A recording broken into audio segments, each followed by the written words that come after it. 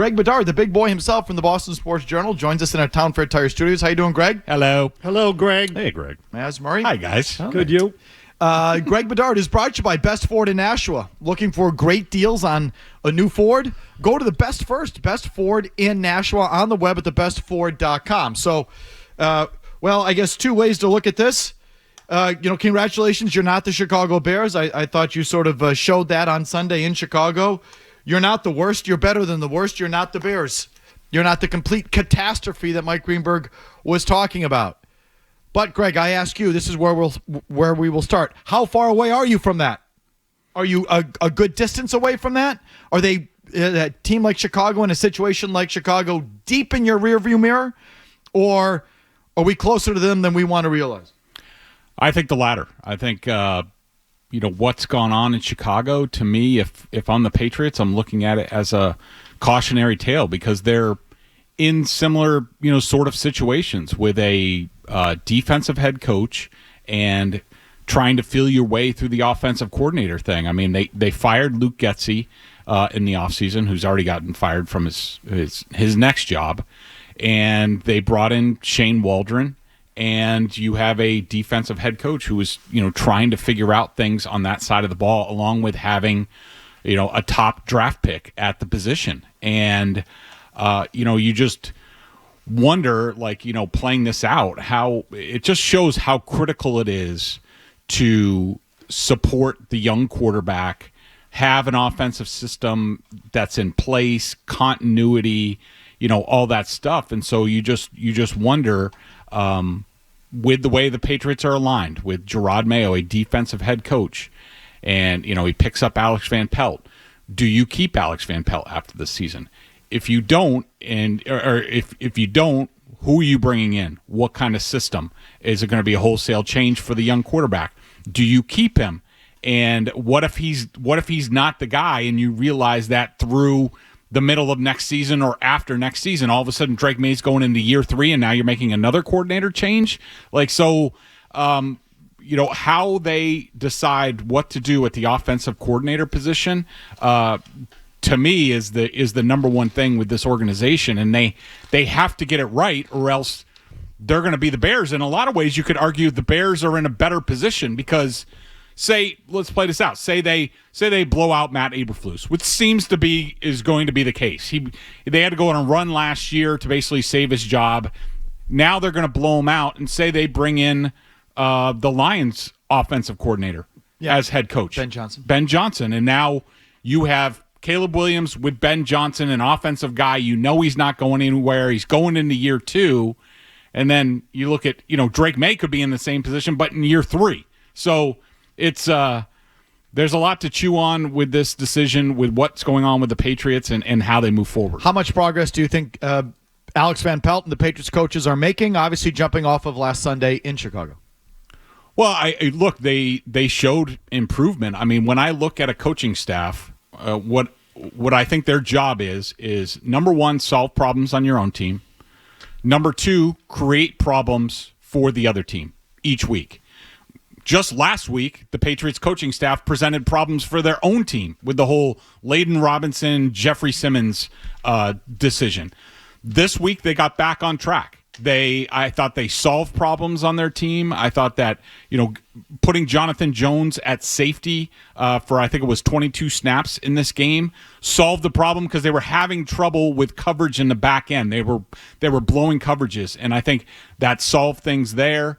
I think that they played more man coverage than they have at any point this season, and that helped. Their 2 wins, all 3 of their wins this season have been their highest man coverage percentage games.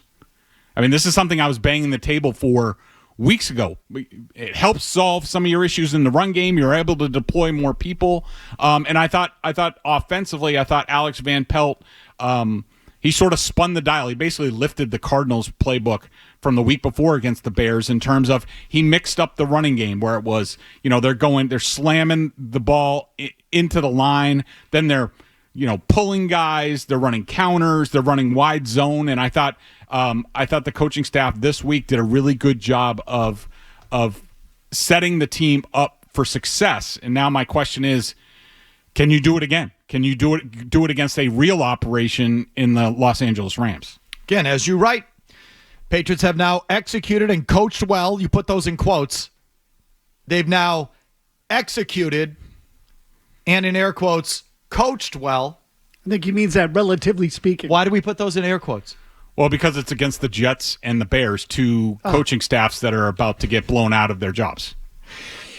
You've done that twice in the last 3 games against the Jets and the Bears. It has to be pointed out that the Patriots coaches won their matchups against one team with an interim coach and another with a head coach and offensive coordinator close to losing their jobs. Both opponents were in the midst of a free fall. Jets lost 31-6 to the Cardinals on Sunday to drop to 3-7 and have lost 6 of their last 7. The Bears have lost 3 straight, been outscored 48-12 in their last 2 games, and haven't scored a touchdown in 23 possessions. It's pathetic. So, like I said, you're not that. Because were we sure before those games that they weren't that? No. They went through a stretch like that early in the year where I thought they were that. Yeah, you're that. So they're not that. So what we can say definitively at this point, writes Greg, is that the Patriots coaches aren't as bad as the worst coaching staffs in the league that are likely on their way out. I mean, I guess that's something. Now show me something. Against the Rams, you write, I don't think this means this program is definitely pointing up. Do it against a real team. Don't coach like jackasses like you did against the Titans. So you don't think this program is definitively pointing up? No, I don't. The Bears, and I said it going into the game after watching their film on Thursday against the Cardinals. I mean, the Bears' offense was what they put on film against the Cardinals was worse than anything the Patriots have put on film this season, which is saying a lot. Wow. And then they were even worse against the Patriots. So can I along those lines, if I forced you to pick one of two, and 10 questions is later, but let's call this an 11th, okay? Waldron or Van Pelt? Which one? Oh, my God. The bullet? Wait. If you would, If you had to pick one. right this second? Yeah, Shane Waldron or Van Pelt, which one and why? You still might go Shane Waldron? I really don't know how to pick. I mean, You think? So there's a reason I'm asking you this, but go ahead. I mean, I stumped them. yeah, you definitely did. I have no response to that. I mean, I see them very similar. So I mean, Waldron they both just have different issues, and I think that the Patriots, Van Pelt has a more malleable quarterback in Drake May, a guy who is more prone to take directions and play within the scheme. Van Pelt doesn't have to deal with DJ Moore's bad body language and quitting during plays. And Okay, but you're talking about the fit now with each team. I'm saying, as an offensive coordinator, do you like one guy better than the other? No, I don't. You think they're the same? I do. I mean, I guess I would say I would give Van Pelt a slight edge because I do like how he coaches the quarterbacks and his demeanor. I have no idea about Shane Waldron and how he coaches quarterbacks. Well, I mean, just know this.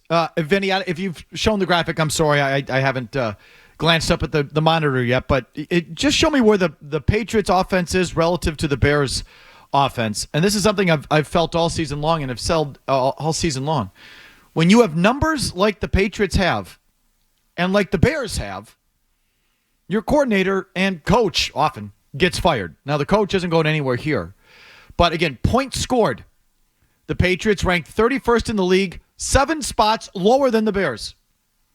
Yards per carry in the running game, the Pats are actually better. They're up to 15th in the league offensively. The Bears are at 28th. But everything else, yards is at yards passing per game. Patriots ranked 31st, Bears ranked 30th. Overall yards per play, Bears ranked 31st, Patriots ranked 30th. Yards per game, Bears ranked 30th, Patriots ranked 32nd. Third down offense, Bears are 31st, the Patriots are 26th. The Van Pelt difference. So you're basically, other than yards per carry, you're as bad as the Bears, if not worse, offensively. Third down, though, huh? And they just fired their offensive coordinator. So what is that? Is that what you're saying? Yeah, but show the stats with Drake May in there. So is that what you're saying? Yeah. I mean, repeat the question. No, I mean, it basically, I think Patriots fans would be stunned to hear you say that Van Pelt and Waldron, what's the difference?